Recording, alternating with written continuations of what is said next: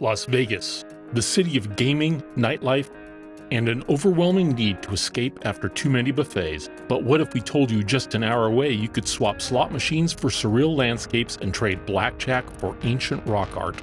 Welcome everyone, and a big thank you to our elite group of subscribers.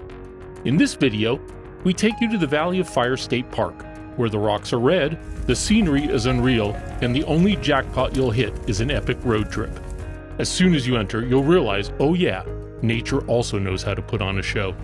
Valley of Fire.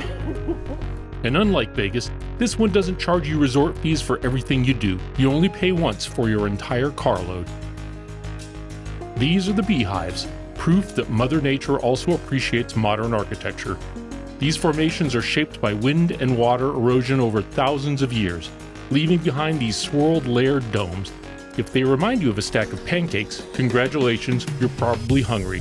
Pause the video, go get something to eat, then come back and give the video a like for giving you the excuse to snack.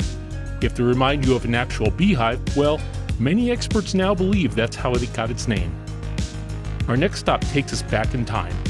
Way back, before Vegas, before the Wild West, even before Elvis impersonators. This is Atlatl Rock, possibly named after Bernard P. Rock. The petroglyphs here are created by the ancestral Puebloans, also known as the Anasazi, who lived in the region over 2,000 years ago. These early inhabitants were hunter-gatherers and early agriculturists, and their rock carvings tell their stories of daily life, spiritual beliefs, and maybe even a few inside jokes we'll never understand. We marveled at their rock art, but more so at their ability to build metal staircases. Say what you will about the old Pueblo Indians, they built some amazing staircases. That was until we were told that they were built by the Park Service to see the petroglyphs.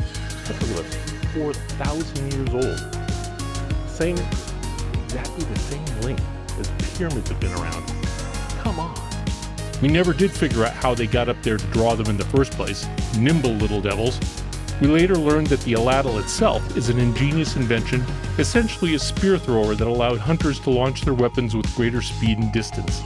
Think of it as the prehistoric version of a fastball pitch, except instead of a baseball, they were taking down bighorn sheep.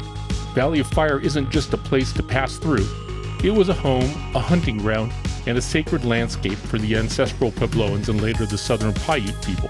Today their descendants still honor this land, reminding us that these ancient carvings aren't just art, they're history etched into the desert. They say there's a natural arch around here somewhere.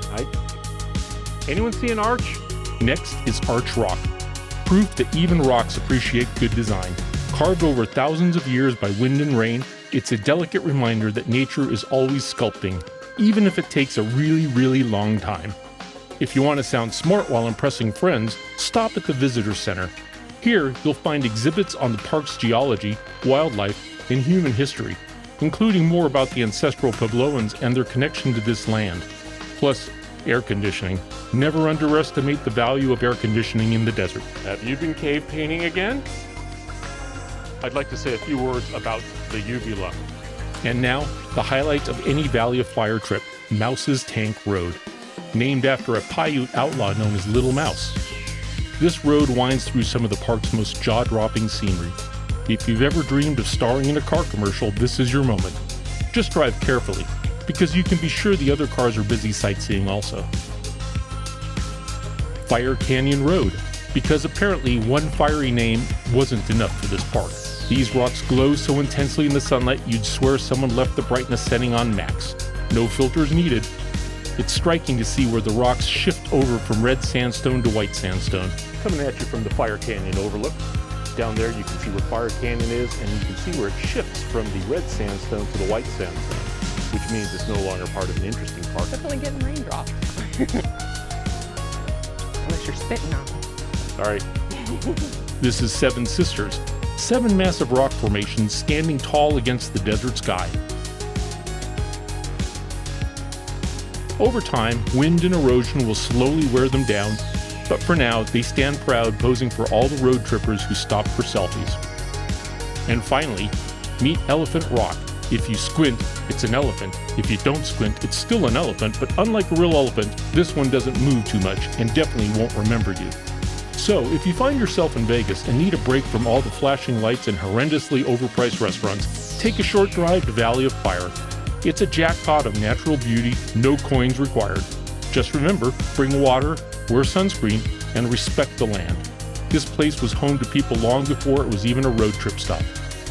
If you have any suggestions for other places to see there, please leave them in the comments below. If you like this kind of content, please like and subscribe. Thanks for watching, and see you in the next video. It's beautiful. This is one of the prettiest places I've ever seen.